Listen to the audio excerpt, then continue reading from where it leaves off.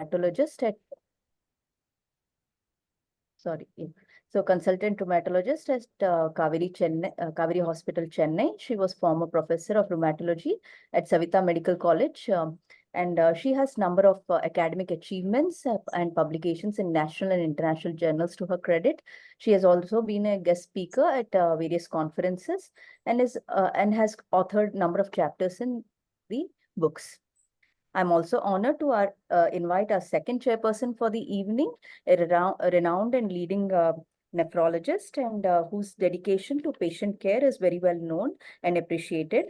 She has number of achievements in clinical care to her credit, and she was awarded the best doctor for Tamil Nadu Dr. MGR Medical University in the year 2018. I welcome you, ma'am, Dr. LARC, ma'am, and we are happy that despite their busy schedule, they have agreed, Dr. Kavita and Dr. LRC have agreed to guide us through today's discussions. With this, I would now introduce today's flow of events. So today we'll be having a series of case presentations followed by discussions by different teams. We have among us the team from MMC Chennai, which will be guided by Dr. Jayalakshmi, Senior Professor and Nephrologist. We also have the team from SRMC Chennai, guided by Dr. Sangeeta, who will be talking about how a general physical examination of anemia led to a more complex diagnosis. The third team, guided by Dr. Sudha Ekambram, a renowned pediatric nephrologist, and who will be dealing into the enigmatic case of panned with nephritis, followed by an interesting case and a more morbid presentation of RPGN, which will be presented by the team from Apollo Hospital, guided by Dr. Anjani. And finally, the closing remarks following a case presentation by Dr. Kavita.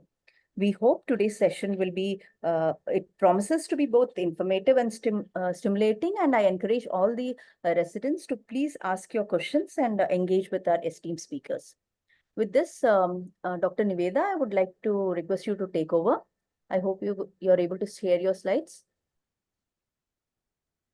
Okay, ma'am.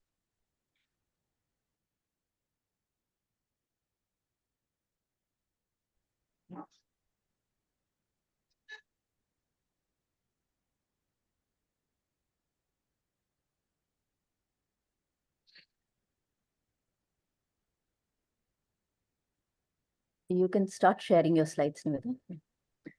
Is my screen visible, ma'am? Yes, you can put it on slideshow. So we'll be first starting with the team from SRMC Chennai, who will be presenting the case of anemia workup, which led to a granulomatous outcome. Over to you, Niveda. Okay. Good evening, ma'am and sir was present. My topic is in quest to find the cause of fever and severe anemia, a granulomatous conclusion. Myself, Dr. Niveda Subramani, pediatric postgraduate from Sri Ramachandra, and my guide will be Dr. Sangeeta, pediatric nephrologist, and Dr. Mahesh Janathan, pediatric rheumatologist. A 16-year-old developmentally normal child born of non-consanguineous marriage was brought to SRMC with complaints of low-grade fever for past 6 months, severe pallor, left ankle joint pain and swelling, and left hand pain and swelling. Past history, child was apparently normal 6 months back, after which developed a fever with arthralgia, cough, weight loss, and lethargy and fatigue, for which fever workup was done, which was negative, including COVID-19. Chest X-ray done showed bilateral, middle, and lower zone infiltrates. Symptoms did not subside, hence a CT scan was done, which showed consolidation, a large consolidation in the air bronchograms in the superior segment of the left lower lobe, and multiple hair space nodules of varying sizes in both lungs in all lobes. Features were suggestive of infective etiology, query pulmonary TB. Child was started on ATT from January 2021 with a HRZT regimen for 2 months and HRE for 4 months. End of April, child had fever with myalgia and arthralgia for 3 days, tested COVID positive and was treated symptomatically. And end of May, child had continued fever spikes and was taken to a multidisciplinary hospital elsewhere. Serial investigation done showed persistent low hemoglobin and elevated inflammatory markers, ESR and CRP. Investigation done elsewhere also showed HP of 3.9, low albumin and proteinuria of 3+, and spot protein urine creatinine ratio in nephrotic range. And child was given blood PRBC transfusion, ATT was continued. As autoimmune etiology was suspected, ANA was done, which was positive, and dsDNA was equivocal, and child was discharged with oral iron and calcium supplements. And on later child developed abdominal pain, and urine routine done showed proteinuria and microscopic hematuria, and spot urine protein creatinine ratio elevated. And child was referred to SRMC in view of persistent proteinuria and hematuria with a normal RFT and serum electrolytes. And urine routine serially done showed persistence of protein and RBC, and spot protein creatinine ratio and nephrotic range. In SRMC, a child had on examination vitals were stable with pallor present, no lymphadenopathy. Systemic examination was normal. Local examination showed tender erythematous ankle joint swelling and tender left hand metacarpal swelling was present. Anemia workup done showed low serum iron and elevated ferritin. Autoimmune workup was negative. Lymphoma workup was done in which uric acid was elevated and serum phosphorus was elevated. Hence, proceeded with bone marrow biopsy to rule out malignancy. Bone marrow biopsy was done, which had an impression of reactive marrow. And PET-CT done showed diffuse ground glass opacities in bilateral lung fields and multiple FDG avid nodules with bilateral cavitation in bilateral lungs. So impression of infective lung features were in favor of infective bar granulomatous etiology. Infective workup, bone marrow aspirate was sent for TB, which was negative, and bronchoalveolar lavage was done for infection like fungal, bacterial TB, and CMV was negative. And cytology in bone bronchoalveolar lavage have features which suggestive of diffuse alveolar hemorrhage. Cytology showed pigment-laden macrophages 90%, which were diffusely positive for Pearl stain. For workup for renal parameters where 24 hours urine protein done showed was elevated, and ultrasound guided renal biopsy was done, which had crescentic glomerular nephritis favoring POFC immune associated necrotizing glomerular nephritis. C-ANCA done was positive by 1:10 dilution.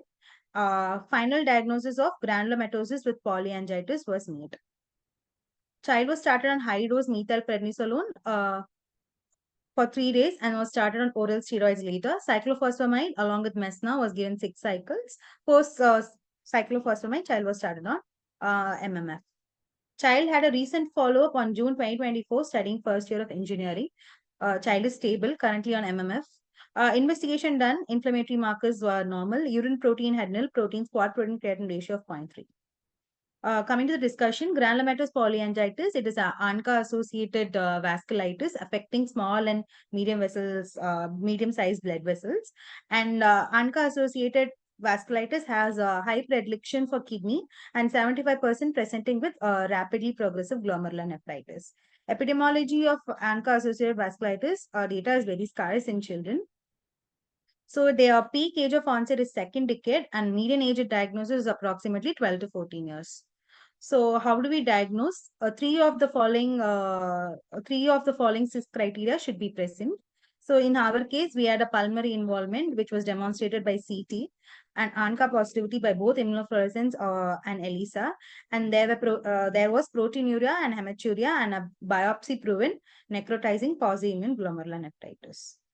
So in this classification of childhood vasculitis, it is a small vessel granulomatous vasculitis, which is granulomatous polyangiitis, and eosinophilic granulomatous polyangiitis, which is Church-Strauch syndrome. So when to suspect a child vasculitis in a child? Fever with or without rashes, weight loss, fatigue, myalgia, anemia, thrombocytosis, raised ESR, and multi-organ manifestations. So coming to the classification, we have large vessel, medium vessel, and small vessel. Large vessel manifestation would be absent pulses, bruit, hypertension, cardiac failure. Medium vessels, abdominal pain, chest pain, focal deficits, and small vessels including pulmonary, renal manifestations. My take-home messages will be vasculitis should be considered in a children with presenting with a multi-system involvement with atypical chest findings and other organ involvement, in our case proteinuria. Extensive investigations may be needed to rule out other causes. Aggressive management is required to bring the disease under control. Thank you.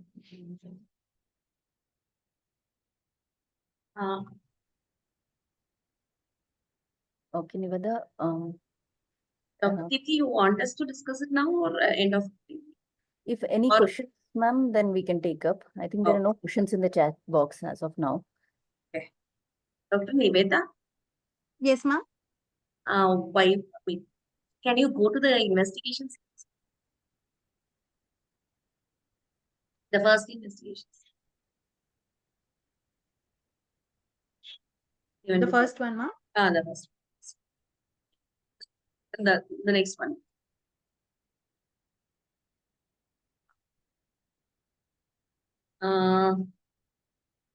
This is a nephrotic range of proteinuria for you, right? Yes, ma'am.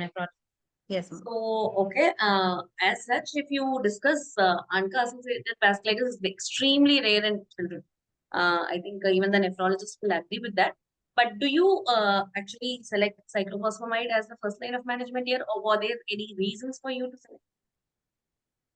Ma'am, to start cyclophosphamide, ma'am. Yeah, why did you prefer cyclophosphamide for a 16-year-old female with a documented ANCA-associated vasculitis as the first line?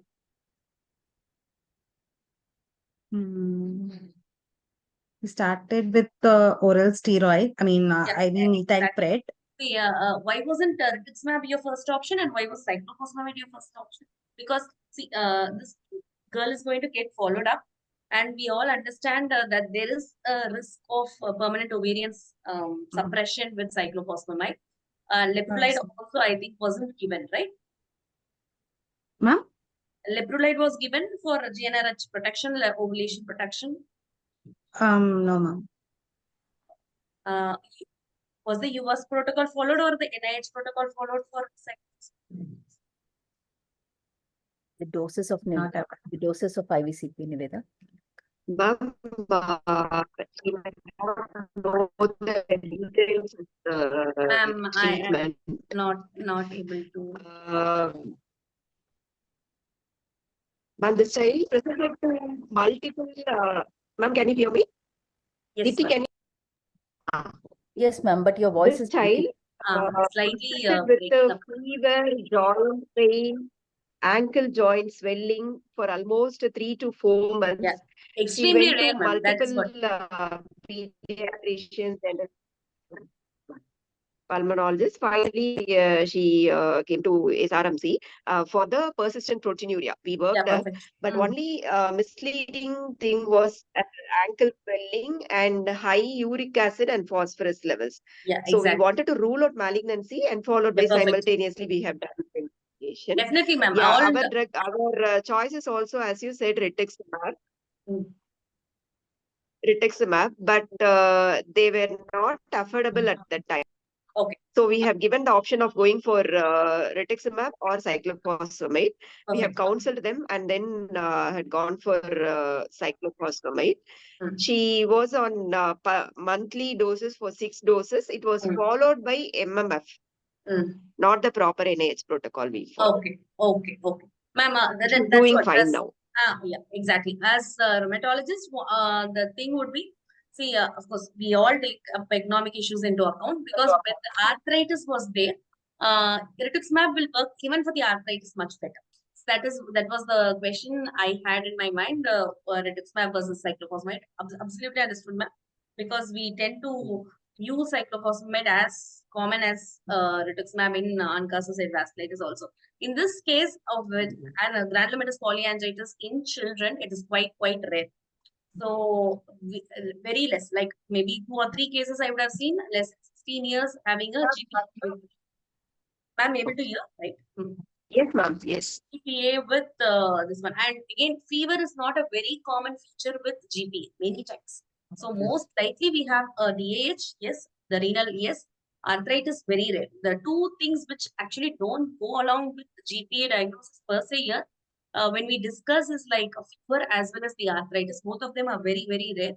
And somehow, if this patient also starts developing maybe a neural involvement later, it's important in the setup of an anemia, got to follow up for this patient on DADA2 mutation also sometimes. So rarely, what can happen with all childhood vasculitis is like medium or the small vessel here, DADA2 also becomes one of the differential diagnoses. particularly when the central nervous system is. Agreed, ma'am. Thank you, ma'am. I had one question, ma'am. Like how can we apply the Pexivas trial results directly to children? Like, most of the studies are conducted in adults, be it the Pexivas or the rituximab trials or the Evacopan trials. So, like pediatric, what is the protocol we should follow? You just summarized that in arthritis, it's preferable to use rituximab. But are there any major outlines which should? Ma'am, in childhood unclassified vasculitis, I normally don't treat them. I send it to my pediatric rheumatologist for a second opinion always, because I primarily follow an adult nephrology pattern. But yes, rituximab is very safe, particularly in females around 13 to 18 years, ma'am. When you consider it in that range where we have an issue, so we do follow up the adult protocol. My side, like when it becomes 16 years, it's almost like an adult protocol which we follow for ANCA-associated vasculitis. One thing is, if cyclophosphamide is followed, we give leprolide injection. That we do even for SLELN. So leprolide injection 2 weeks prior, 10 days prior to the cyclophosphamide therapy, just for ovarian reserve. I think pediatric nephrologists will be the better persons to answer.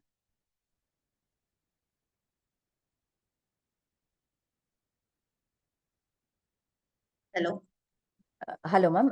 LRC, ma'am, would you like to add something, or can we move to the second session, ma'am? Yeah, the thing is there any neurological manifestation in pediatric vasculitis in GPA? Dr. Sangeeta? Neurological manifestation. Yeah. In general vasculitis, ma'am? Yeah, in pediatric cases. Yes, ma'am. Polyarthritis nodosa, they present with hypertensive seizures. No, Mainly due in to GPA. In GPA, granulomatous polyarthritis, we had no, we come ma'am. across any Ma'am, neurological we manifestation? have seen one case of GPA in pediatrics with a jugular venous syndrome, jugular foramen syndrome, like multiple cranial nerve palsy. We saw it once in the age group of 16 to 17. So that was one child whom I saw with a childhood GPA with a neurological manifestation of a jugular foramen syndrome, where they had a lower cranial palsy, the necrotizing inflammation, granulomatous inflammation in the jugular foramen. Now, in general, in adult, we'll have mononeuritis or peripheral neuropathies like that. Ma'am, whenever in a child presents with mononeuritis, MPA or even DADA 2 has to be one of the initial diagnoses, ma'am. That is what current protocols tell us.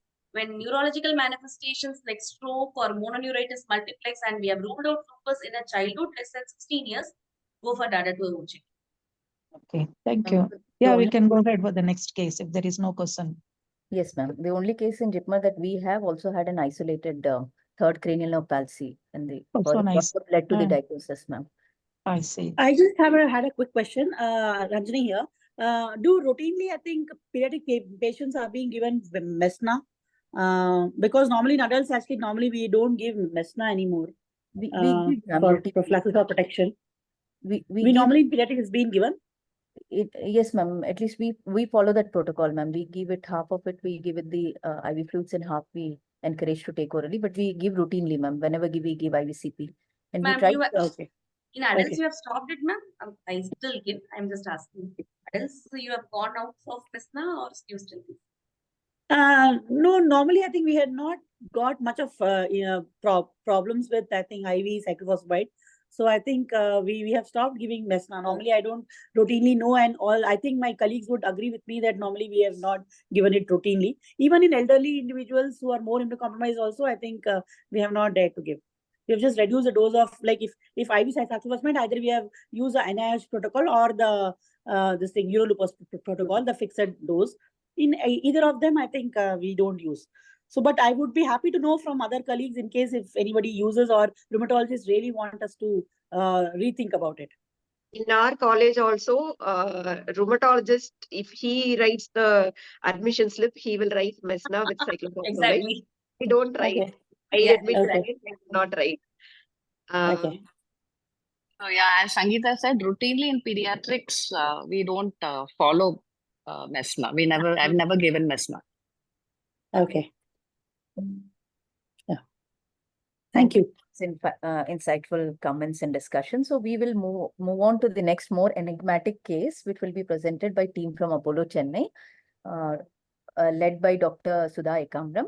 And the resident presenting the case will be Dr. Dev Narayan, pediatric nephrology resident. I request you to take over. Please share your slides.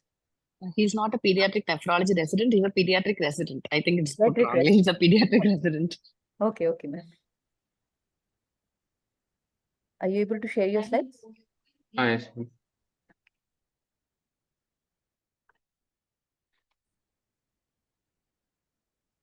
Is it visible, ma'am? Dave, your slides are not visible. Only you're visible. Now, ma'am? No, No. not yet. Venkat, can you allow him to share the slides? Yes. Is it visible now? Yes.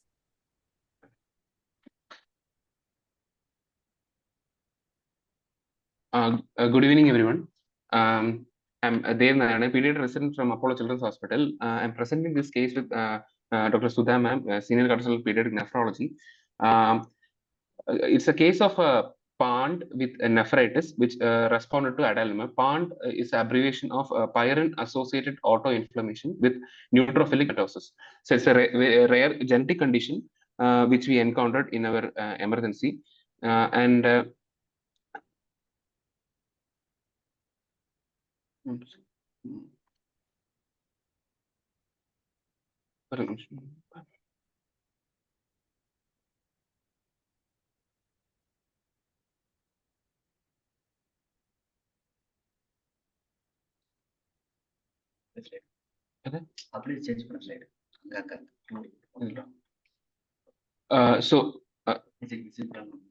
Is it visible, ma'am? Slides? Yeah, visible. Yes. So this is a story of a 7-year-old girl from hailing from West Bengal. She presented with a history of hematuria for last 1 week duration, with decreased urine output and pedal edema lasting for last 2 days. She had a past history of persistent papillary urticaria-like skin lesions that you are seeing in the picture, which was present from her first month of life itself, along with some limping, looking like an antalgic gait. So she was, for the same condition, she was diagnosed as a case of CRMO, chronic recurrent multifocal osteomyelitis, at the age of 3 years. Then she was treated with multiple short courses of immunosuppressants, corticosteroids, pamidronate, and she responded to them transiently. And for now, on examination, child was pretty sick looking. She was irritable. She was febrile. The BP was showing 160/90, which was up to the stage 2 hypertension, requiring a sodium nitroprusside infusion. She was having pedal edema. Bilateral crepitations were present, and on auscultation of chest. Then there was minimal abdominal distension present. Other systems were appearing to be normal. Her initial baseline investigations showed the picture of elevated white cell counts with elevated inflammatory markers like CRP, ASR. Along with her urea and create was over the roof, and albumin was decreased, giving a acute kidney injury picture. Her urine protein to creatinine ratio was 5.02, and EGFR was 52.84. Her urine routine was showing protein as well as blood, and plenty of RBCs. And her ASO titer was within normal limits, and also C3 and C4 were normal, and other autoantibodies were also normal, which came negative. Her viral markers was negative, and blood and urine cultures came sterile. So, in view of her nephrotic presentation with normal complements, we went on with a kidney biopsy.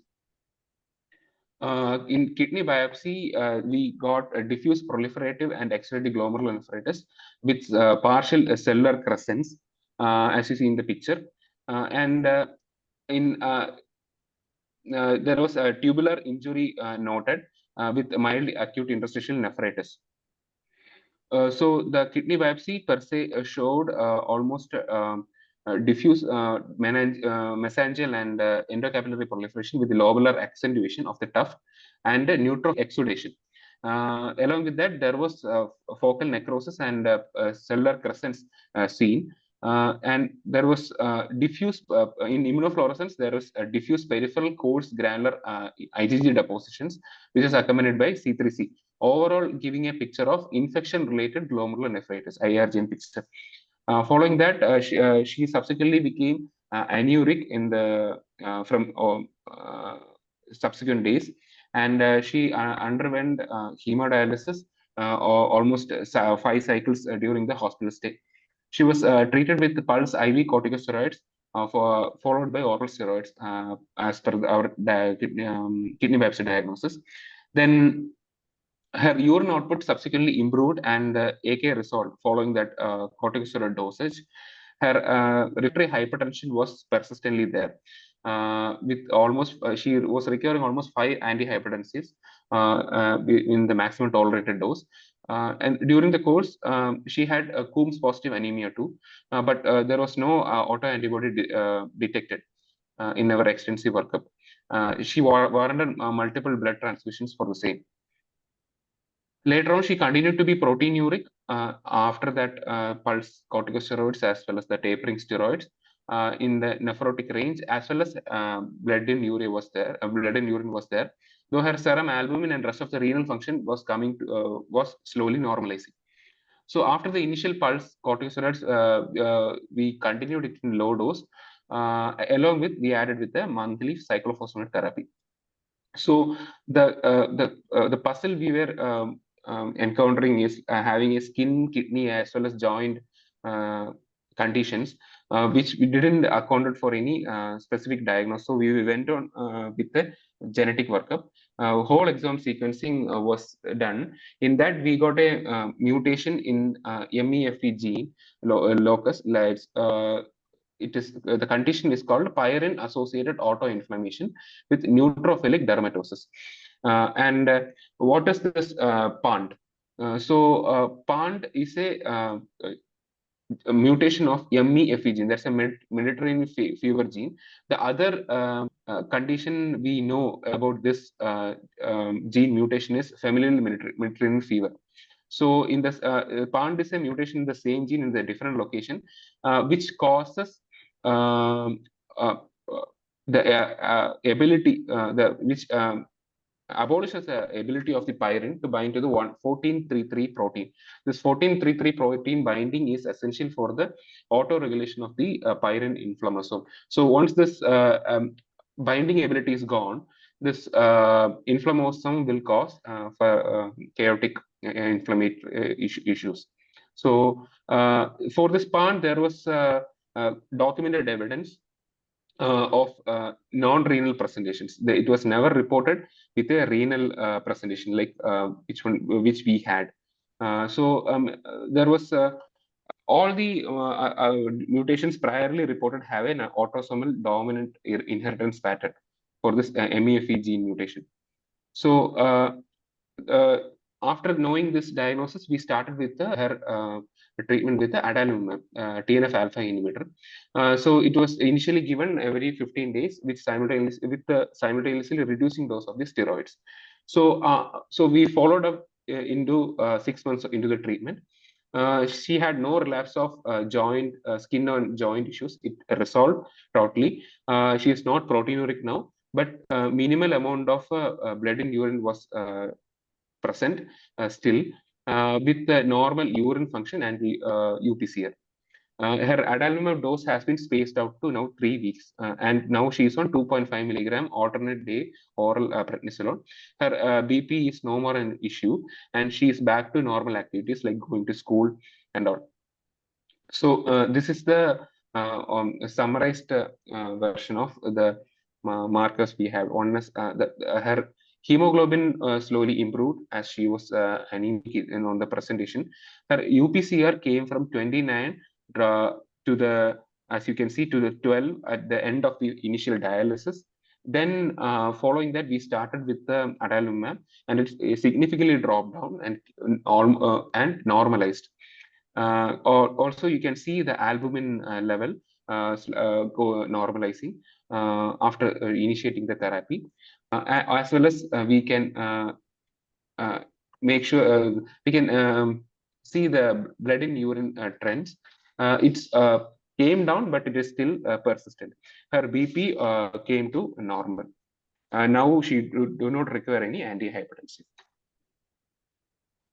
So coming to the discussion part, this mutation we have mentioned priorly is a pathogenic variant, and the priorly reported cases of PANT, which we having joint conditions along with GI symptoms predominantly, which could be treated with anakinra. Anakinra gave a better response, but whichever cases is presenting with more skin as well as joint manifestations, anti-TNF alpha agents is shown to be having a better response. So that's the rationale behind for us to start with adalimumab.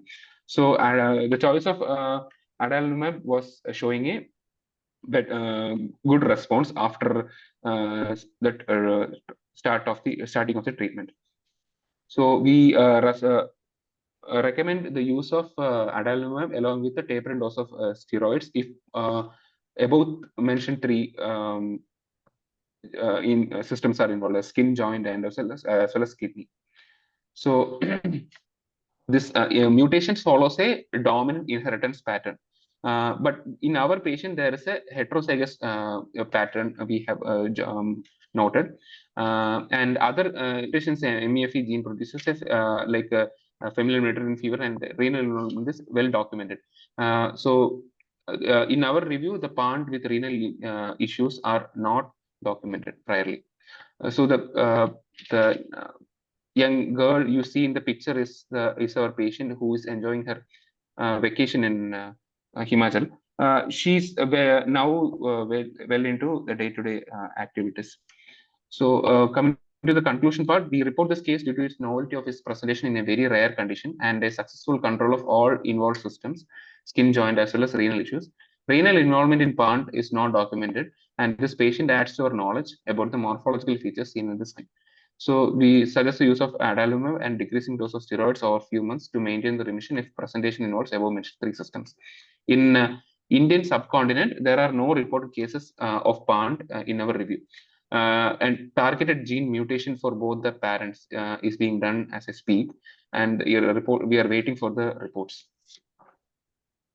Thank you for this opportunity for given to me for this presentation. Thank you, Dr. Dev. Thank you, Dr. Dev. I mean, Dave actually presented this in a World Rheumatology Forum, and I think he was awarded for this case also previous, 2 months back. Thanks. So I was already aware of this case as such. Dave, before you did send this to a Yes, genetic analysis, what is the differential diagnosis you had, or what did you expect to see? The PANT is very rare. This is the index case. PANT Yes, is the renal manifestation. This is the index case. Hope you have published this already, or yet? No, ma'am. We are waiting for the genetic reports of the parents to come into final conclusion. So we are almost into the because this is an index case. We don't Yes, have any other PANT associated renal manifestations till now. Okay.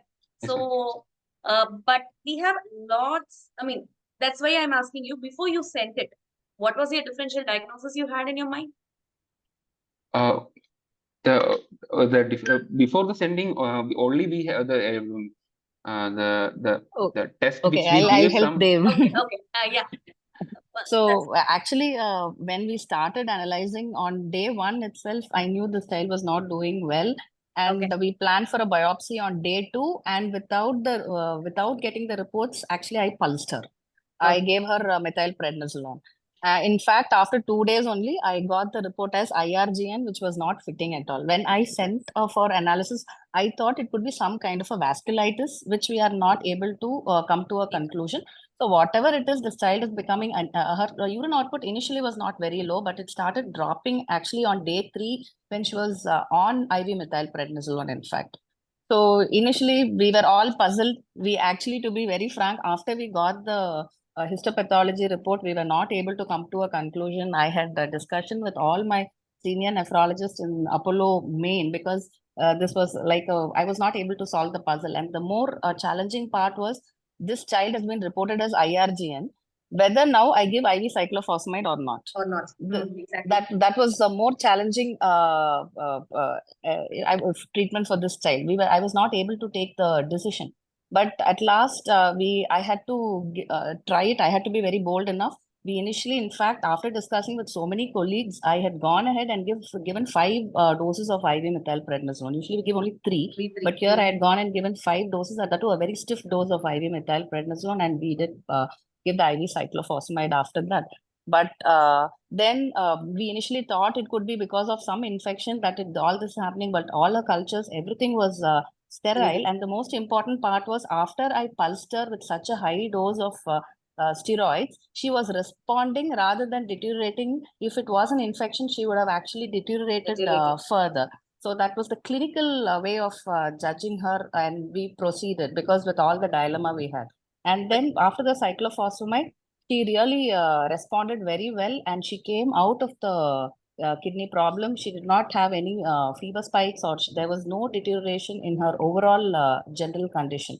But we were not able to come to a diagnosis. We were blindly treating it, and we were treating the RPGN like picture. We were giving cyclophosphamide. We did give her 2 pulses. But after the genetic reports came only, we went into adalimumab. Ma'am, as rheumatologist, generally when we see a child with all these manifestations, particularly the skin manifestations are dominant. Okay, skin manifestations and arthritis are dominant.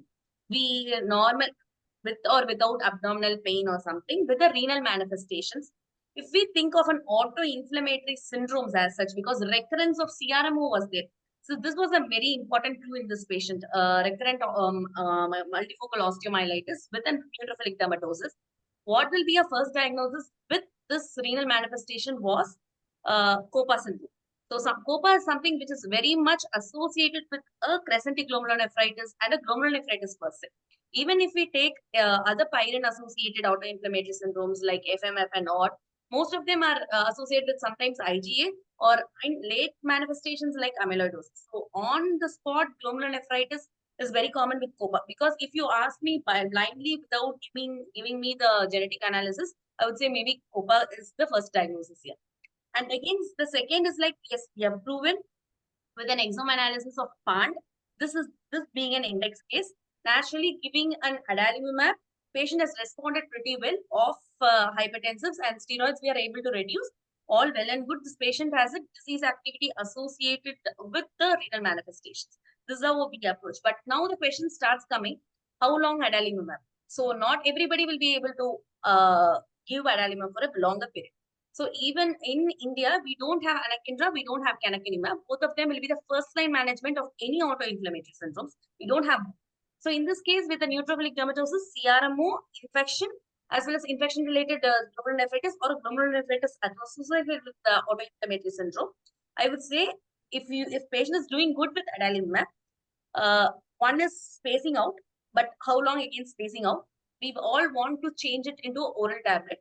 Then the oral tablet, the ideal would be JAK inhibitors. So JAK inhibitors, tofacitinib should work well for the dermatosis part of it, for the arthritis part of it. If both the disease activity is getting controlled, so the renal might not even happen again. But on a longer run, this patient has to be followed up for the amyloidosis part of it, because she had a significant disease activity at the onset. So on a longer run, I would actually keep my eyes open for a possible amyloidosis. I think the chat box has certain questions here. Duration of therapy on adalimumab needed. That is what I would often tell. See, adalimumab ideally for 6 months to 1 year after you started. At least 6 months after a disease remission is something which we continue. But since it is associated with a monogenic autoinflammatory syndrome, the importance to control on a longer run do exist. One is cyclostin you can add.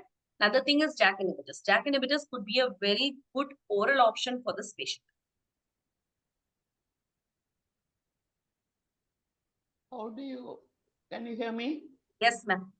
How do you prove that the renal lesion is due to the genetic problem? We do not know, ma'am. This is an index case. So, in familial Mediterranean fever, which is also a pyrin-associated autoinflammatory syndrome, this glomerulonephritis has been found to be coexisting with the disease, and it also subsided with an anakinra dosage. That is what many of the previous case reports say. So, if we extrapolate the same thing to this case, we think it can be associated with the disease, but we cannot. No, This the being whole an index case, this is difficult. renal lesion, the infection, and the response to steroids and antibiotics seem to be good, like an IRGN. How can you prove that this is due to the primary genetic disease? That renal lesion, and you say it's a rare lesion. It's a rare lesion, ma'am. That is what, ma'am. As the nephrologist told us, like almost all infections related workup was done. It was negative, and this responded to steroids, just like any other autoinflammatory syndromes. And pyrin-associated autoinflammatory syndrome, this variant is like familial Mediterranean fever, the protocol type which we associate with all iron-associated. The FMF has already had symptoms suggestive of glomerulonephritis also previously, which has responded to the treatment of anakinra or canakinumab. So we extrapolate it to another pyrin-associated. So we think this is associated with this. It's an index case, ma'am. Very difficult to prove that this is because of the initial disease activity also. Thank you, Sudha ma'am, for that very interesting case and a very nice discussion. In the interest of time, we'll move on to the next case discussion. The case presentation will be from Apollo Hospital again. I request Dr. Kamini, guided by Dr. Ranjini, to present her case. She'll be presenting an interesting case of RPGN. Dr. Dev, if you could stop sharing the slides. Kamini, you can take over. Dev?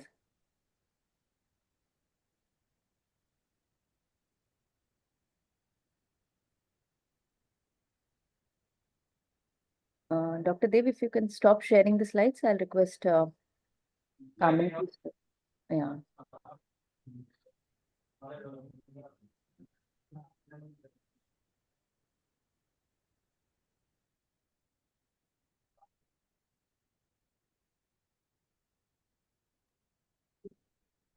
Dr. Dev, are you there?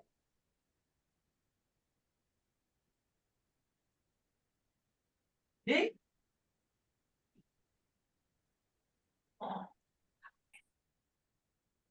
Kamini, are you able to share? No, I guess, right? No, ma'am. Okay, yeah, I think you stop sharing. Now you can do.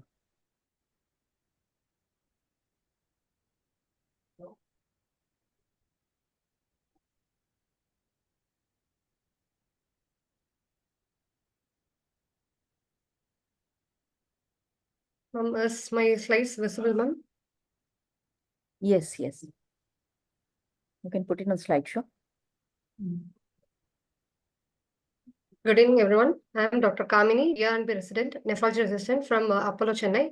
I am here to present a case of rapidly progressive renal failure with a rare cause. Our patient, a 57-year female, was a homemaker from Kolkata with no comorbidities, presented with complaints of hematuria on and off for the past 4 months, with history of frothiness of urine for 4 months, with swelling of both the lower limbs for 1 month and decreased urine output for 15 days.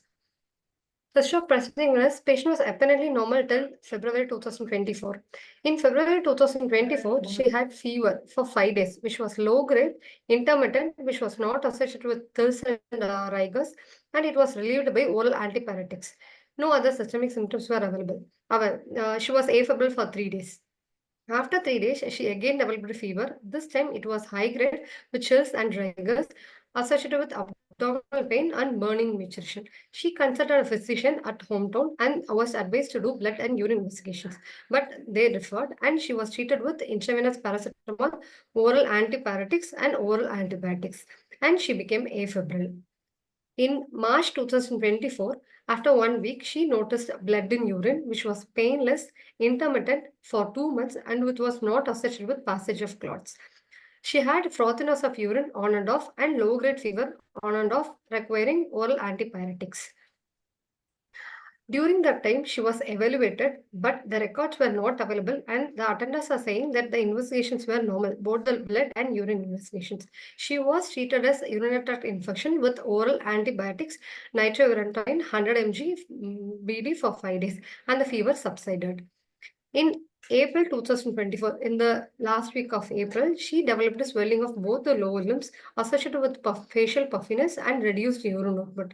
That time, he had a blood pressure of 140/80 mmHg with hemoglobin 8 and creatinine was 2.97, which was the first elevated creatinine. She was treated with diuretics, iron supplements for anemia, and she was symptomatically better. But the cause for acidemia was not evaluated.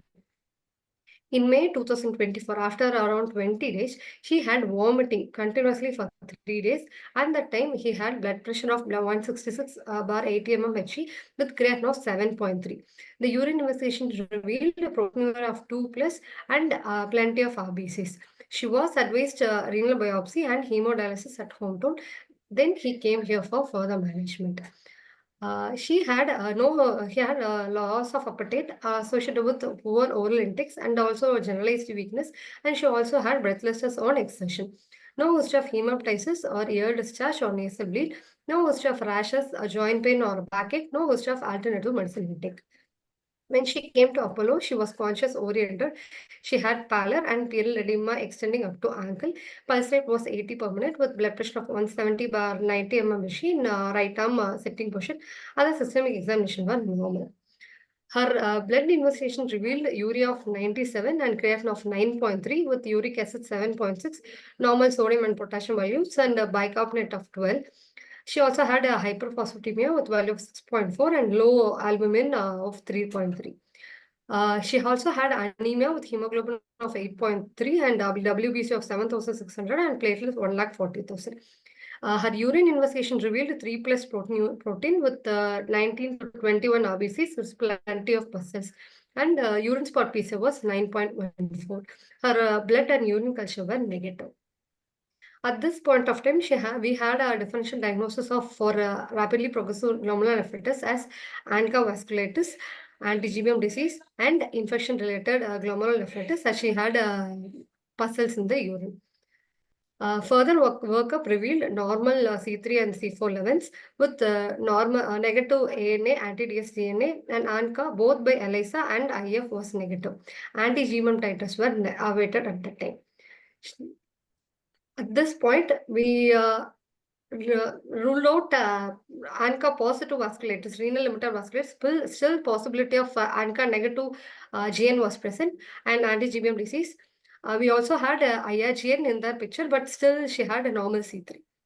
She was initiated on hemodialysis through right intrajugular catheter. 3 sessions of dialysis was done before the biopsy, and we proceeded with biopsy on 18th of May 2024. Post-biopsy, she developed a hypotension and she was shifted to renal ICU. Her hemoglobin was 6.3, which was previously 9, and she received 2 units of PRBC. Our ultrasound examination, it revealed a thin subcapsular hematoma with maximum width of 1 centimeter and free fluid without internal echoes in left pararenal space. A repeat hemoglobin the next day it was 10.5 and repeat ultrasound on the next day showed a similar findings and no AV fistula, and she was symptomatic better and the pressures were normalized. This is a renal biopsy picture. It's passing low power view. This is the medium power view PA stain showing around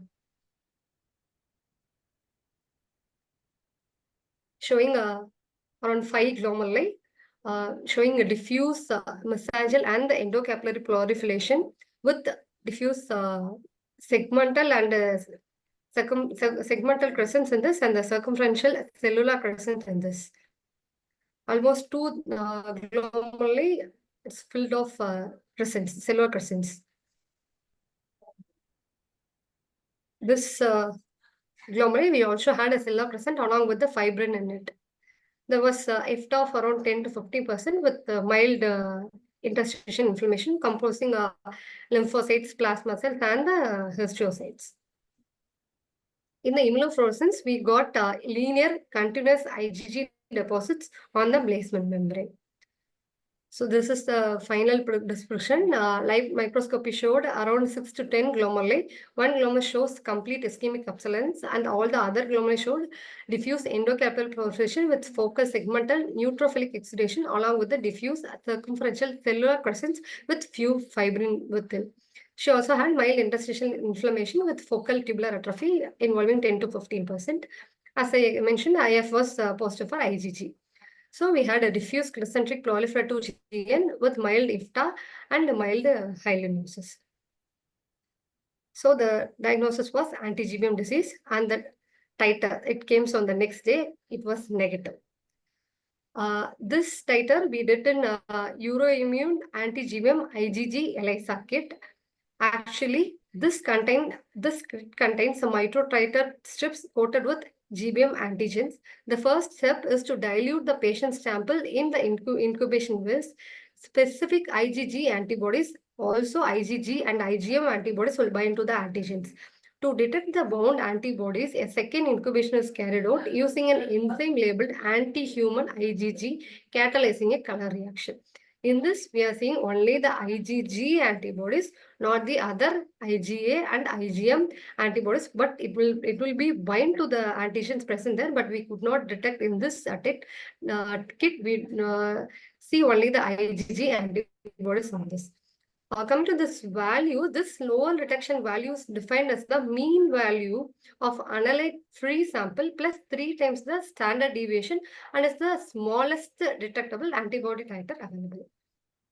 So our case is a case of rapidly progressive glomerulonephritis and is an atypical anti-GBM disease. She received 3 doses of methylprednisolone on 3 consecutive days, and she received cyclophosphamide the next day, 500 mg. Plasmapheresis was recommended as part of the treatment plan. We explained the risks, benefits, and the costs, but it was not pursued due to the patient's son and daughter declining this option. Follow-up, still she was oliguric. The still creat was maintaining around 5 to 7, hemoglobin around 9 to 10. She also received 2 more doses on 4th of June and 18th of June. She is now dialysis dependent thrice weekly, and the urine output is around 200 ml. She's initially started with pulse steroids, followed by 1 mg per kg and tapering doses. Now she's on 20 mg OD along with the other nephrotic drugs. Discussion. Mainly the titers, the anti-GBM antibody titers will be positive on majority, that is 90% of the people. Only 10% of our patients have negative serum titers, and it is labeled as atypical anti-GBM. Atypical anti-GBM usually have a slow onset, mild kidney dysfunction, and the proteinuria. But our case presented with a rapidly worsening renal failure with dialysis dependency. This is the main difference between the typical and atypical. In atypical, that will be a slow, as I explained, slow progressive disease and indolent course.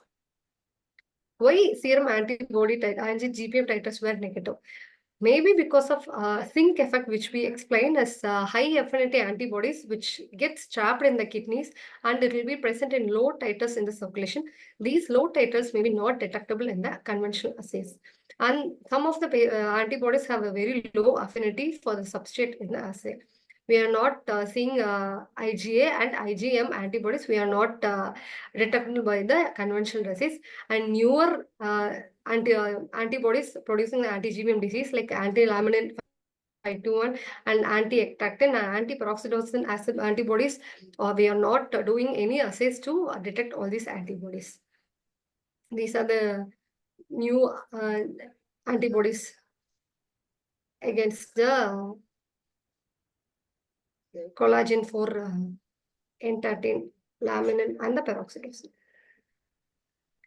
Coming to the methods for testing circulating antibody titers, anti-GBM titers, we are using ELISA, but still more tests are available, which is not in general use.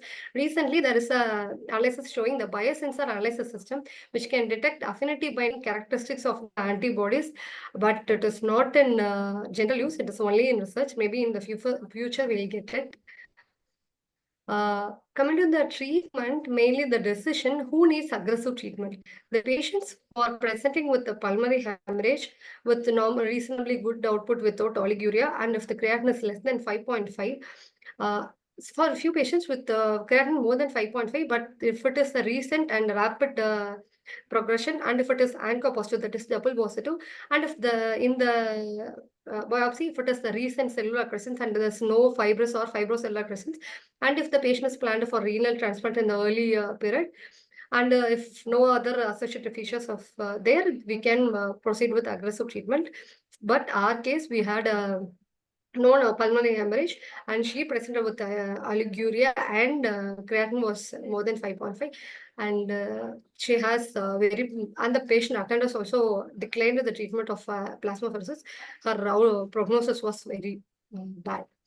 This is the recent literature published in Kaya reports recently in 2023, showing the atypical anti-GBM cases around from 2012 to 2022. Majority of the patients showed a crescent. This mainly anti-GBM crescent with crescentic picture. It is not a usual anti-GBM disease. With mild course, majority of the patients had a crescent, and the outcome also very poor when compared to the indolent course of atypical anti-GBM. Coming to the conclusion, we need the more research into the field with the identification of novel antibodies and randomized control trials. We need it. It is actually lacking because of the rarity of the disease. To conclude, the treatment should be individualized, and the treatment should be offered to the patient with maximum benefit. And the prognosis, we are not sure for the crescentic GN without plasmapheresis. Thank you. Thank you, Kamini. LARC ma'am, would you like to add to the discussion?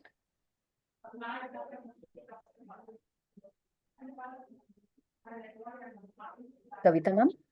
An exclusive nephrology case, it is, I suppose, right?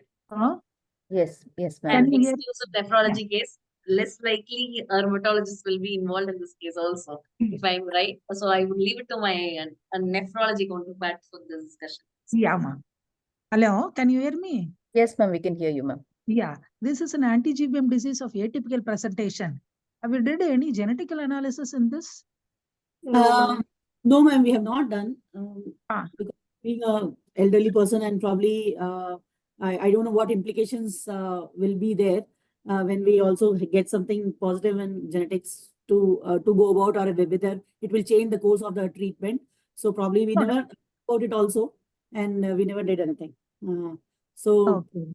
But also I think we were surprised that I think this came out to be anti-GBM, though the age was fitting and all the persons were at the same age, and there was less of interstitial IFTA and tubular atrophy. But as we already know that when the creatinine is very high and patient is not making urine output, the outcome of the anti-GBM is not great.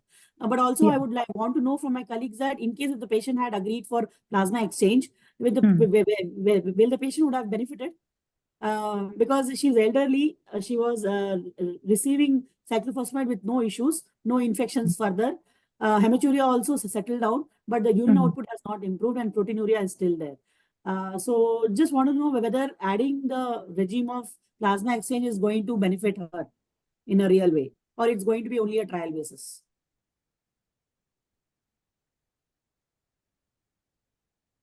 So because she has become a dialysis dependent. Yeah. And there was no pulmonary hemorrhage, so we didn't offer any plasma exchange in a very long way. We actually told her that this is the next best option we can add up and give. But they were not agreeable also. But also retrospectively thinking that if in case she would have agreed also, whether the outcome would have been better. Yeah, definitely. I used once. Dialysis dependent patients I have used.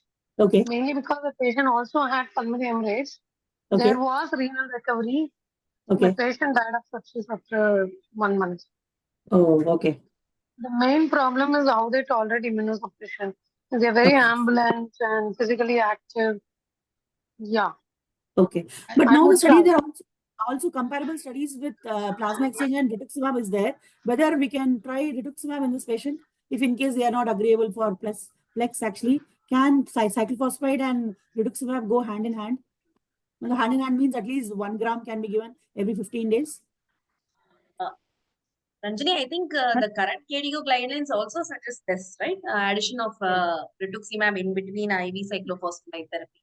But in India, I'm not very sure how much a patient can tolerate such infections are definitely a risk.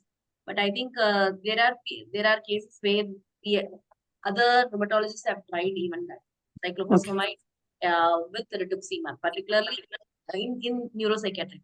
I'm not talking about anti-GBM here, but neuropsychiatric they have tried, and I think the current KDO guidance also accepts usage of rituximab along with IV cyclophosphamide. Okay. Ranjani, Yes, ma'am. what does the literature say about the treatment of such condition?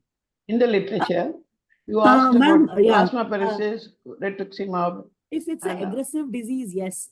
Because pathologically, when we saw that all were crescents, cellular crescents, there was no fibrous crescents at all. And IFTA was almost only 10%. So we wanted to be aggressive, but only thing is patient was already dialysis dependent, and literature already has extensively told about that when the patient is dialysis dependent, recovery is little glim.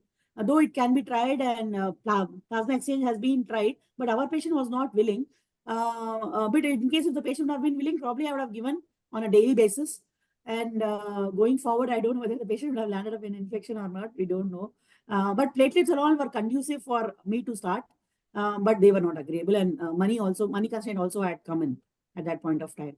No, I'm not talking about this case. What does the literature review says the role of plasmapheresis or rituximab in this condition? Madam, when the patient indications are very few, when the patient is not dialysis dependent, active crescents are there, and the patient is and is there any associated pulmonary hemorrhage? Definitely there is an indication, and also if it's a combination with ANCA, so the prognosis becomes better. So anti-GBM plus ANCA, it's an indication that plasma exchange can be offered in such cases. But only thing at that point of time, the creatinine should be such that patient should not be dialysis dependent. So these are some of the few indications for plasma exchange in anti-GBM. But our patient also had, like, we were just thinking it is anti-GBM, antibody itself is negative, but we got the pathological evidence. So what we are going to remove by doing a plasma exchange, we don't know whether crescents are adequately removed or whether it's going to be of any use. Going forward, but I think rituximab, we were just thinking, in case if the patient agrees, probably I am willing to give rituximab. At least it reduces the formation of further antibodies. But cyclophosphamide is also on board. Dr. Anjani, you made a very good point. When the antibody itself is negative, what are we going to achieve by doing plasmapheresis? Plasmapheresis, exactly. If the titers are positive, already what you are seeing is chewed up damage. Crescents are already there. And plasmapheresis doesn't help in any way to reverse any of that. It can only remove the existing antibody. So I think what you did is really good. And if antibodies were positive and if patient was affordable, it's worthwhile doing plasmapheresis, though they are dialysis dependent initially. But since the antibodies are negative and patient also is not affordable, I think what you did is good. Okay. What is the role of transplant in this patient? Age. Madam, I think I just want to learn only one thing about the role of genetics. But I think if anything, genetics means like obviously post-transplant recurrence may not be there. But in this case, anyhow, we are going to explain both about the graft loss and the recurrence. But because the antibodies are not there, so if the patient is obviously 1 month into dialysis, she's around 65. So also almost she's in the stage where I'm not be strongly pushing her for transplant. If she agrees, if the donor is available, then age I have forgot. Sorry. Age, ma'am. Age, I mean. Yes. Thank you. Thank you, Good. Niranjani. And Nice case. Small Nice case. doubt, Dr. Deepti. Okay. A small doubt here. Case, This monoclonal immunoglobulin deposition disease also presents like this, like multiple myeloma. We have to think anything apart from anti-GBM, atypical anti-GBM here. It's just a doubt. But MITD will have normally at least you'll have light chain restriction will be there. Either kappa or lambda will be there. Okay. So that was here also I think there negative was no. Yeah, it was the negative. Kappa and lambda both were negative. Okay. Yeah. Thank you. Thank you, Ranjini ma'am, and thank you, Kamini, for that wonderful discussion. We will move on to the next session in interest of time. I now request Dr. Sumati, guided by Dr. Jayalakshmi, a senior nephrologist, to take over the session and present their case. They'll be presenting Sika and Solitude. Can you unmute yourself, Sumati? I welcome, I request Sumati to start the case discussion. Quite an interesting case, and I think we are already running short of time. Let us first have the case presentation, and then we'll go for the discussion. Yes, ma'am.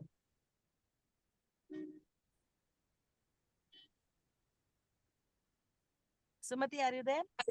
Yes, ma'am. Yeah, start the presentation.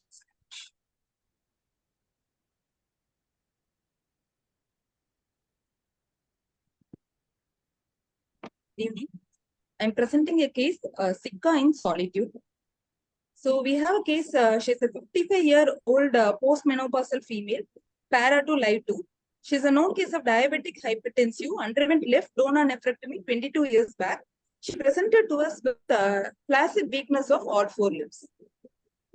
So it was an overnight onset, non-progressive weakness, proximal weakness more than distal weakness. She had a similar episode 1 week back, but it resolved spontaneously after some 3 to 4 hours without any medications. But this episode, the weakness persisted and she presented to us.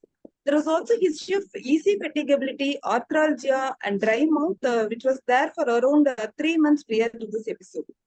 There is no history of dry eyes or skin rashes or any ocular or bulbar muscle involvement. There is no history of any sensory disturbances, polyuria, diarrhea, or vomiting. No history of any strenuous exercises, stone history, or NSAID use. So she was a known case of diabetes diagnosed 5 months back, was an oral anti-hypoglycemic drugs, hypertensive for the past 4 years. She was diagnosed with severe ischemic stroke 2 years back, and she had a history of TB pleural effusion and had ATD and completed 5 months back. She takes these following medications regularly: tablet aspirin, enalapril, amlodipine, and beldaglipin. The general examination was fairly normal except for dental caries, and vitals are stable. A system examination was normal except for a left donor nephrectomy scar in the abdomen. And CNS examination, her higher mental function, speech, and cranial nerves, all things are normal.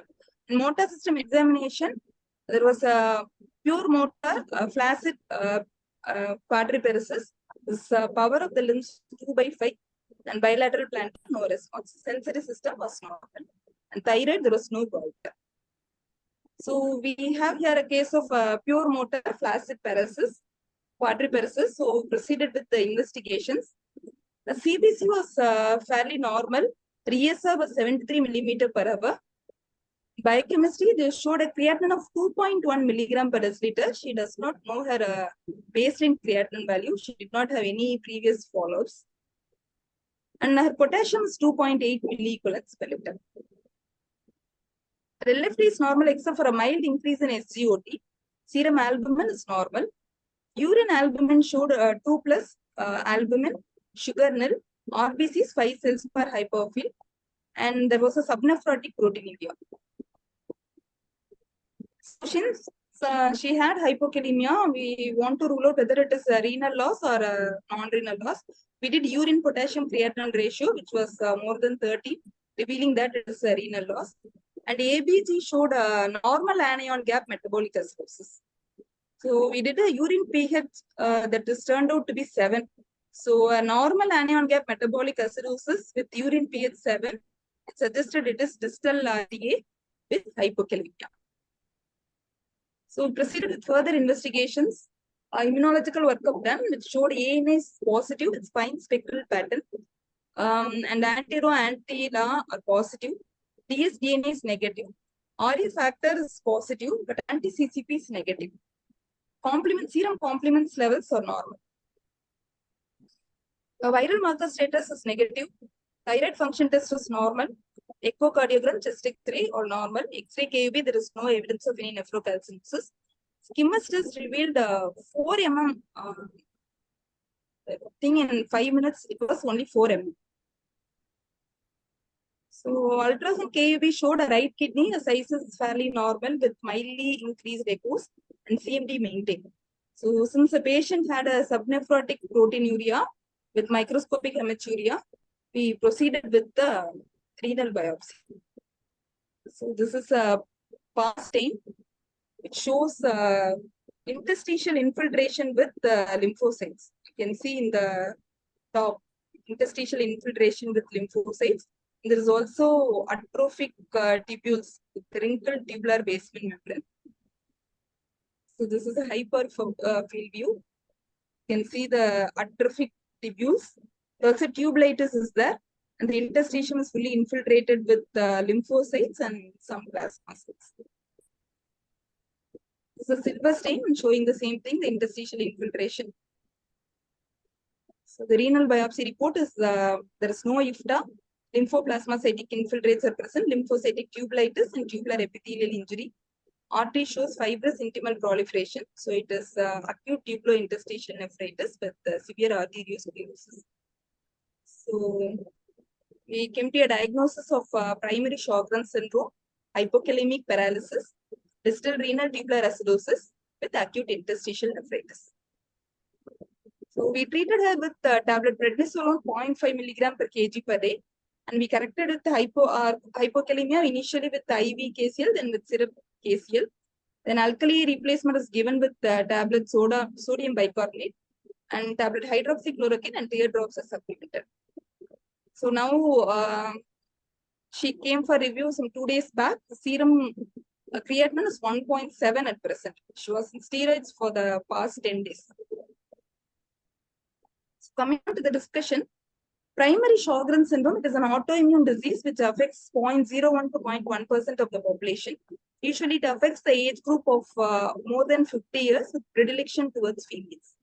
So it is characterized by the impaired function of the exocrine glands due to lymphocytic infiltration and present with cardinal Zika symptoms of xerostomia, xerophthalmia. But 15% of patients, they can have the extraglandular manifestations involving the lungs, skin, joints, peripheral nervous system.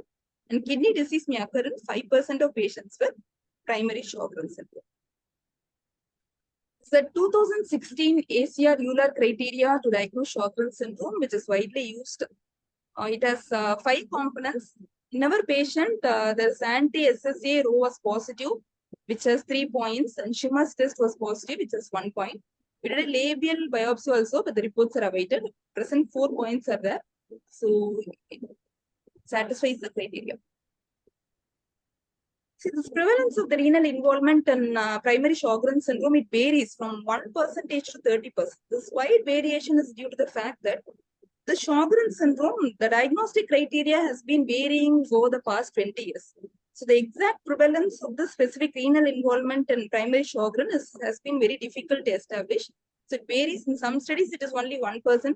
Varies in a Chinese study, it goes up to 30%. Coming to pathogenesis, due to some genetic factors and environmental risk factors in viruses, these can contribute to the epithelial lesions and the release of autoantigens from the salivary gland. So these events will trigger the release of type 1 and type 2 interferons in genetically susceptible individuals, and as well as chronic T cell and B cell activation. So there will be immune complexes formed by the autoantigens and autoantibodies, and also freely some autoantibodies will be there, and T cells, B cells will be infiltrating the interstitium. These immune complexes, they are trapped within the glomeruli, where they form deposits and precipitates and trigger mesangial proliferation and extracellular matrix deposition. So there will be an MPGN pattern of injury secondary to continuous B cell activation and immune complex deposition and cryopropylene. And there is also found to have autoantibodies against H plus ATPase and sodium chloride co-transportant tubules, and they can present with distal RTA or Gentleman-like syndrome presentation. And also there will be multiple, we can see the T cells, B cells, and the plasma cells will be infiltrating the interstitium. So they will cause the tubulointerstitial nephritis-like presentation. With the chronic inflammation persisting, this acute tubulointerstitial-like presentation will move on to chronic tubulointerstitial-like presentation in CKD. So the renal dysfunction and Sjogren's syndrome, they can range from no specific renal activity, completely normal thing, to high activity. So normal thing means the proteinuria will be less than 0.5 gram per day. There will be no tubular acidosis.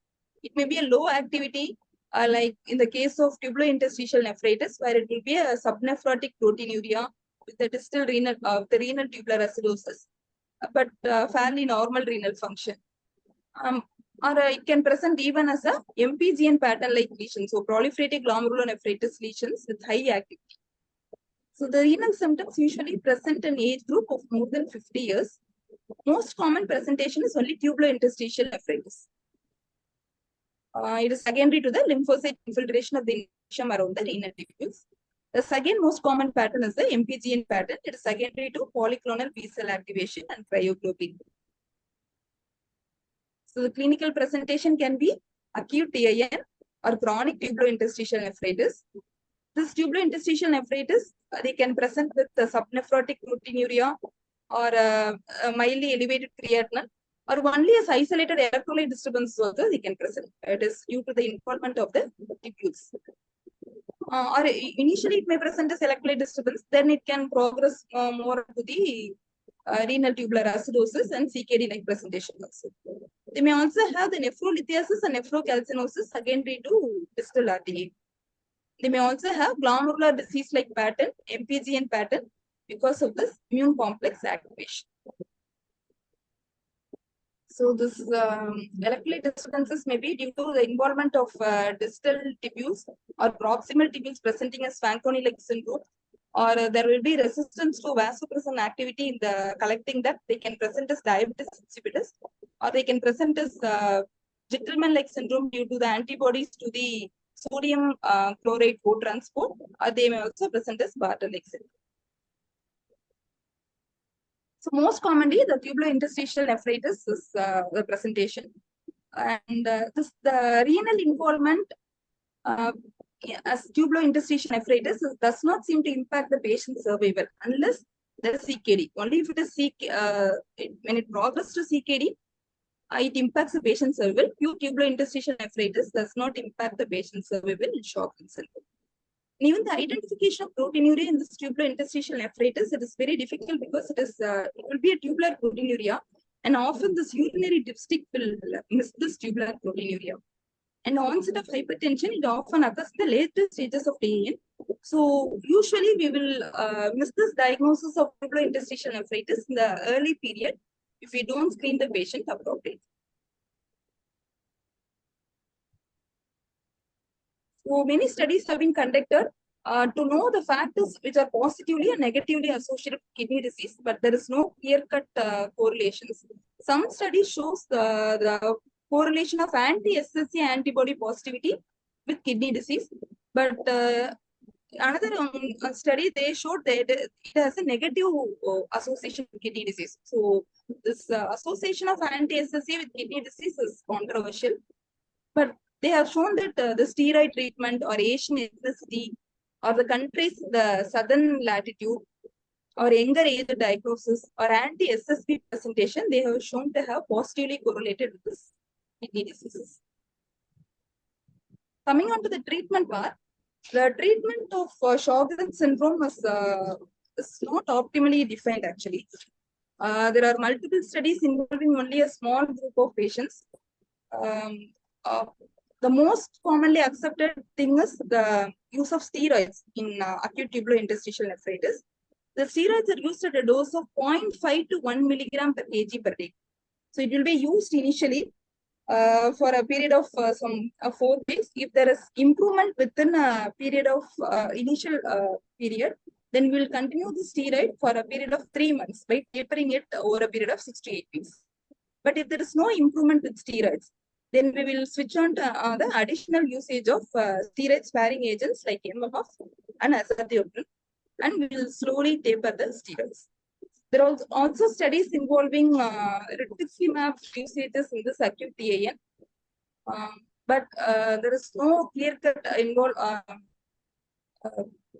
a significance of using rituximab over glucocorticoids. The study shows that there is similar outcomes at 1 year whether they use rituximab or only steroids and MMF or ASA.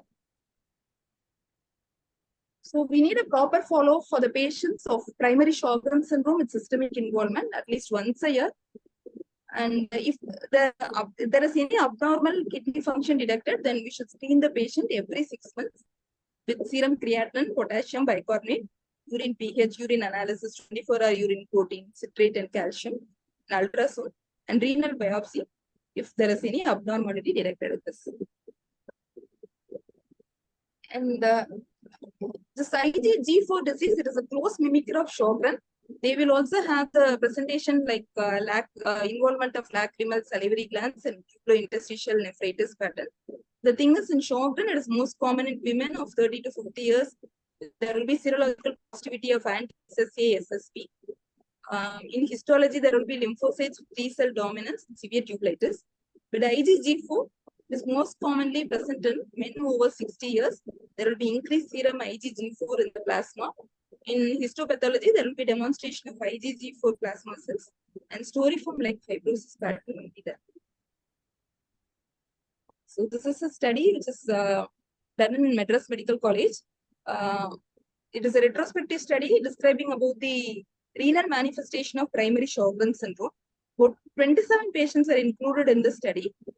In this, there is a predominant female predominance of 12.5:1, and 18 patients had hypokalemia with paralysis, and 4 patients had hypokalemia without paralysis. And among that patients, 20 had distal RTA and 2 had proximal RTA. And 5 patients underwent renal biopsy. In them, 2 of them shown to have acute interstitial nephritis. 1 had chronic interstitial nephritis, and 1 membranous glomerular nephritis, and 1 acute tubular injury. So, like the clinical implication of the study is that distal RTA is the most common feature of Sjogren syndrome, and they will present as hypokalemic paralysis. Thank you, Sumati, for that elaborate and comprehensive discussion on Sjogren's. In the interest of time, I would request Kavita ma'am to take over and present the case presentation followed by overview of topics. Okay, you want me to discuss this case or we finish it? Ma'am, there are no questions in the chat box. No questions in the audience as such. But I would see as primary Sjogren's is involved. We had a case series from MMC, like almost 82 cases, out of which the most common part is extraglandular manifestations are very common here. And the age is also much less, like 30 to 40 years is the usual common presentation. In distal RTA with hypokalemic periodic paralysis, without proteinuria, isolated electrolyte balance, we don't usually use steroids. So we treat them only with the correction of electrolytes and bicarbonate therapy. And only when there is a proteinuria and PIN is there, then we proceed on with steroids and immunosuppression also. Because steroids per se tends to have an effect on the potassium levels in the body. That is what we do. And this patient, we understand there has been a renal failure as well as proteinuria, which associated a renal biopsy, and PIN has been proved. Steroids, probably immunosuppression would be needed in the future for this patient. And IgG4, we don't find it as a close differential diagnosis because IgG4 usually presents the renal mass-like feature. Whenever we talk about IgG4 related disease, even with PIN, the renal and the size of the kidneys are slightly increased. That gives us a clue when we go about and diagnosing IgG4. And again, IgG4 many times will present with retroperitoneal fibrosis also. So it is usually does involve 2 or 3 organs simultaneously or one after the other. So that's what I would talk about IgG4. IgG4 is relatively rare in our setup. Yes, we do have cases, but slightly less. So let me move on to the presentation as such, if there are no other doubts in this case. So let me make it very fast. Are you able to see my screen? Yes, ma'am. So, okay, this is a case of scleroderma, SRC, yes. But one of the two cases of SRC I've seen, like almost like 12 years now. So SRC is that uncommon, particularly in the south of India. We have certain presentations from the northern India part of it, but scleroderma renal crisis is very, very rare. So we had one male who was a painter by occupation. He had a skin tightening, typical scleroderma faces with salt and pepper appearance. On all you can see is the digital pitted scars. No ILD, no pulmonary arterial hypertension. All he had was Raynaud's and the digital pitted scars. His baseline BP was 80/60, which is usually the case of a BP recording of any scleroderma patient. Usually there's a low BP cut off. And ANA by fluorescence showed us a co-speckled pattern and profile was negative. He was treated with MMF 1.5 grams exclusively for the skin part of it. Not for the ILD, not for the PhD. We did not have anything else in this patient. And he was on sildenafil for the digital pitted scars and the Raynaud's part of it. He wasn't able to tolerate it and he was shifted to sildenafil. Male patients do have priapism, which they find it extremely difficult. So had shift him to nifedipine. Patient was not affordable for ambrisentan at that point. Except for the skin, he was doing completely fine. Actually, as like many of our patients, he was lost follow-up. And a year later, he presented to us with abdominal pain, vomiting, mild confusion, one episode of seizure, in fact, and had multiple native medications in the past 1 year. And the last 2 months, he was treated with injection therapy for scleroderma. We are not very sure of the treatment protocols. So on examination, he was dehydrated. His BP was 130/95, not very high, but from his baseline BP, which was usually around 80/60, this was considered to be a hypertensive emergency in such patients. So he had bibasal Krebs, urine output was reduced. So in CBC at an HP of 8.4, in a scleroderma patient with not other things, low hemoglobin will necessitate endoscopy to just rule out a gap like gastric vascular ectasia. But in this patient, he had a HB, low HB, thrombocytopenia was there, cystocytes was there, and urea was in the range of 58, creat was 3.2. And albumin was pleasant, 1+, no RBC cast, proteinuria was 0.6, and MRI added features of breast. Here we had a differential diagnosis of two differential diagnoses. One was thrombotic thrombocytopenic purpura, TTP, and then scleroderma renal crisis.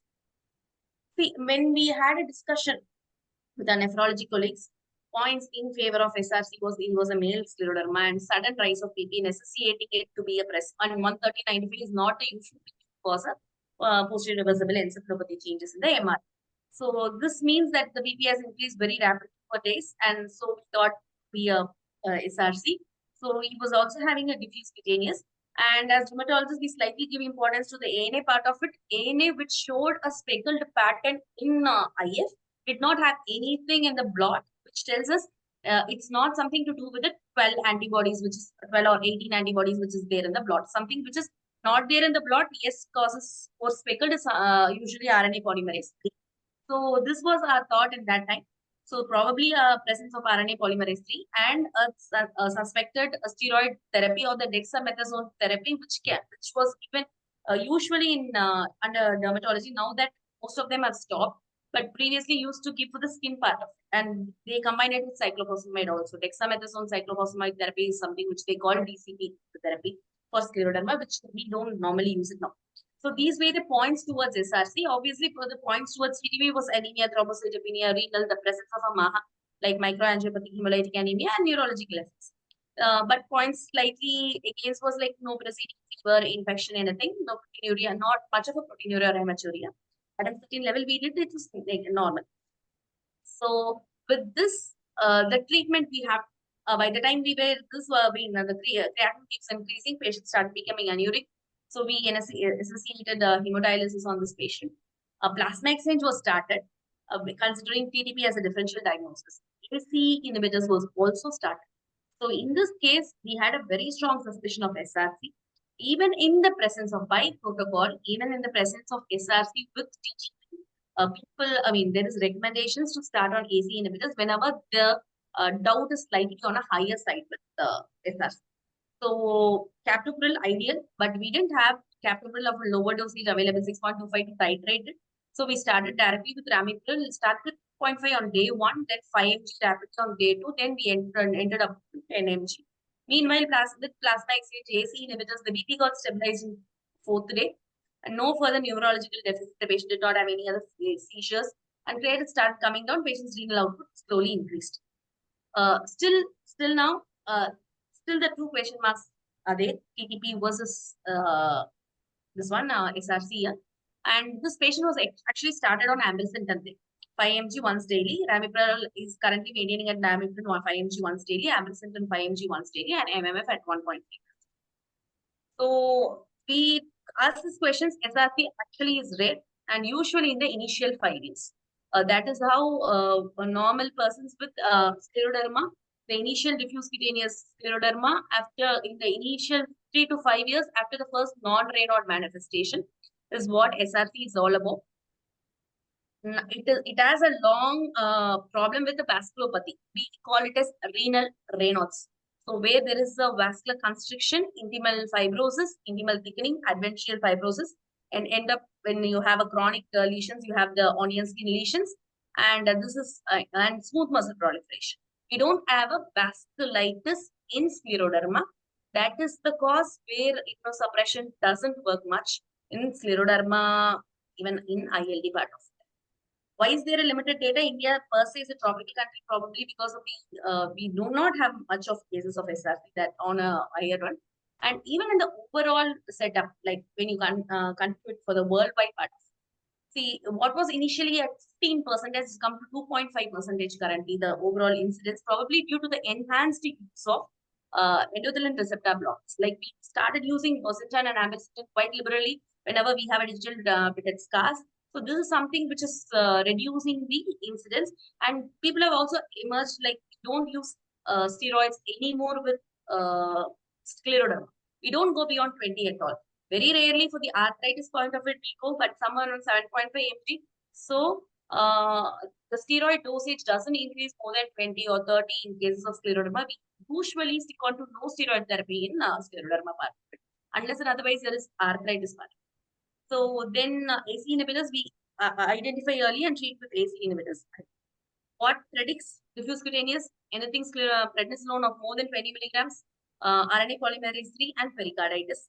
You have the UK SSG diagnostic criteria. New onset TB of more than 150/85, but this is more important. Any increase of more than 20 from the usual systolic BP is something very diagnostic or essential. Acute kidney injury and supportive evidence of MAHA, microscopic hematuria, oliguria, renal biopsy of onion skin appearance, and intrarenal artery and arterial thickening and skin proliferation. This is not much of a vasculitis part of it here. Fibrin thrombus can be present both in TTP and in SRC, but you can have a juxtaglomerular hyperplasia also. For postgraduates here, if you want to read a lot about SRC's core set criteria, this is the Scleroderma Clinical Trials Consortium, where you have a detailed histopathology findings of SRC. Can prophylactic treatment prevent ACI? We don't normally start ACI on all patients with SRC. I mean, scleroderma. We are not with SRC, but scleroderma per se, when we see a scleroderma, we don't start them on ACIs because it actually masks the symptoms, lead to a delayed diagnosis, and end up with a renal failure rather than starting it much early. Why not ARBs as first choice, and why do we insist on ACI? Is like we need the bradykinins here. Bradykinins are vasodilator, and ARBs has a tendency to degrade bradykinin. So that is not the first option. But when AC is not tolerant or the patient doesn't tolerate AC inhibitors, ARBs can still be used. SRC and PMA, those is differential diagnosis. All we can say is when you have a diffuse systemic sclerosis and anti-ribosomal RNA polymerase 3 antibody present and underlying high glucocorticoid therapy, start SRC also as your initial diagnosis. From the renal perspective, post-transplant allograft SRC is also present. New onset skin tightening can happen just after transplant within weeks, and the chances of this is less than 2%.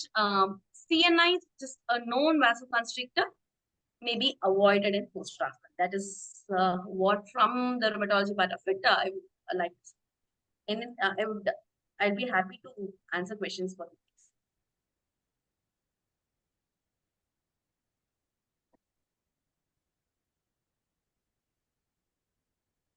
Anything else, ma'am? There are no further questions, ma'am. Actually, I would like to, not about scleroderma, the previous case. Sjogren. Sjogren, yeah. That one, Jayalakshmi's case. I would like to know what happened to the patient who was, she has donated the kidney to somebody else. Yes, ma'am. So is there any follow-up on that patient? No, on that no, ma'am. patient? She was not on follow for the past 15 years. Only in the The, initial, the, she was the, on the follow. recipient. No, she says she has given to some relatives. It looked like some unrelated donors. Unrelated, okay. So no idea about what happened to that person. Yes, yes. And I want to ask Dr. Kavita one simple question. Yes, ma'am. You are all giving for every patient hydroxychloroquine. Long term. No, ma'am. Sjogren's Sjogren's on a longer basis. Hydroxychloroquine we use for the arthritis symptoms, madam. Apart from that, in Sjogren's patient to prevent neonatal Sjogren syndrome, like neonatal heart blocks, we give. Other than that, we normally don't use hydroxychloroquine for all Sjogren's. No, even SLE, everything is a common. SLE managed for us. SLE, yes. How it helps? Ma'am, it's a basic question. Sorry, I'm asking. Okay, ma'am. Hydroxychloroquine in lupus, if we say it has an anti-interferon role and it can prevent anti-thrombotic effect also. So the role of hydroxychloroquine in SLE is varied. Anti-interferon role. It has reduces the morbidity of the patient, hospital admissions. Apart from that, of the anti-thrombotic role. So all these things together, hydroxychloroquine makes an important part in our lupus patients. 5 milligram per kg body weight is what we start. And after every 5 years, yearly once we do an ophthalmic checkup. Till there is an issue with the eye issue, we continue hydroxychloroquine. Because in studies also, when patient is not on hydroxychloroquine, the repeated renal failures are very high. Hospital admissions are very high. And hydroxychloroquine has been positively associated with reduction in the morbidity. So we use it for lupus, but not for Sjogren's. No, other rheumatological issues like We rheumatoid arthritis. we have stopped using it for rheumatoid arthritis, ma'am. For lupus alone, it's mandatory currently. In Sjogren's, we use it. Yes, ma'am. We in scleroderma, I don't use personally. No, there is no role for hydroxychloroquine in scleroderma. For Sjogren's, we use it for the arthritis or the musculoskeletal manifestations. And Sjogren's, it has been supposed to improve the Zika symptoms also. So those are the two things where we use it for Sjogren's. And apart from that, no. Hydroxychloroquine, it's been like very low in incidence currently. We don't use it much. Oh, if the eye changes occurred, if you stop it, we stop it. That improves? That is the only indication for stopping hydroxychloroquine currently. That improves the eye changes?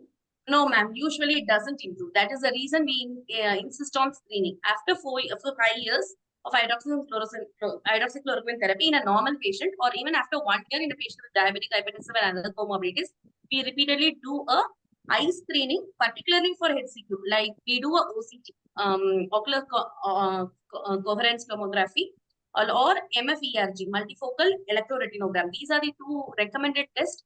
So we do either one of them and repeat it every year. If they find out any changes in the macula, we stop it, completely stop it. We don't restart it again at all. But we have found HCQ as a wonderful usage, even in ABDA, recurrent frequency loss. Use it. Thank you, Dr. Kavita. Sorry for asking very basic questions. No, not an issue. I wanted to thank you. Dr. Kavita, Dr. Jayalakshmi here. We do see a few patients with SLE where we don't have much of non-renal manifestations. Basically, we see only people with a lot of renal manifestations. So what is the role of hydroxychloroquine in these patients? Even with non-renal, in SLE, if it is mucocutaneous, anything at all, even constitutional symptom, more than steroids, I would say hydroxychloroquine plays a major role, man. See, hydroxychloroquine has this tendency of, as I told you, anti-interferon therapy. Interferon being the major cytokines in lupus, this reduces it, and along with that, on an isolated basis, it has development in the mucocutaneous part of it also. It also gives a photoprotective effect. hydroxychloroquine. That is the reason you get a mild pigmentation also, but it is photoprotective. As we know, it once there is a photoprotection, the chances of having a apoptotic cells also reduces. So basic pathology itself is modified by hydroxychloroquine. So we always use it in all lupus. All cases of SLE. All cases of SLE, unless and otherwise patient has an issue with the highs and we stop. Or else we use it for all cases.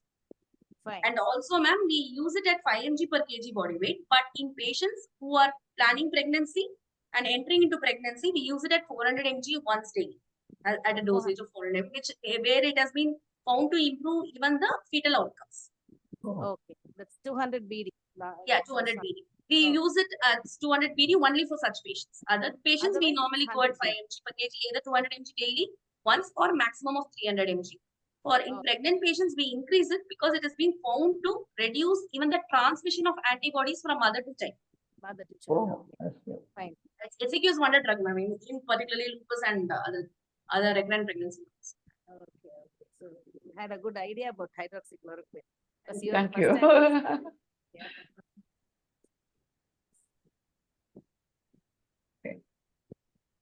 Actually, I put my case as Sika and solitude because one single kidney is suffering because of the Sika syndrome. No? I know. Because of Sjogren's. So alone one kidney is suffering. So I just wanted to visualize that. So I put it as Sika. That's okay. That's right. And that's the reason we did not know the baseline creatinine of this patient, ma'am. That is another thing. Because this patient was not properly followed. It was some probably unrelated donor where we don't know what all happened before. So we don't have any proper records of this patient. Suppose we had known, we would have known when it was normal and how it had progressed. We couldn't get those records.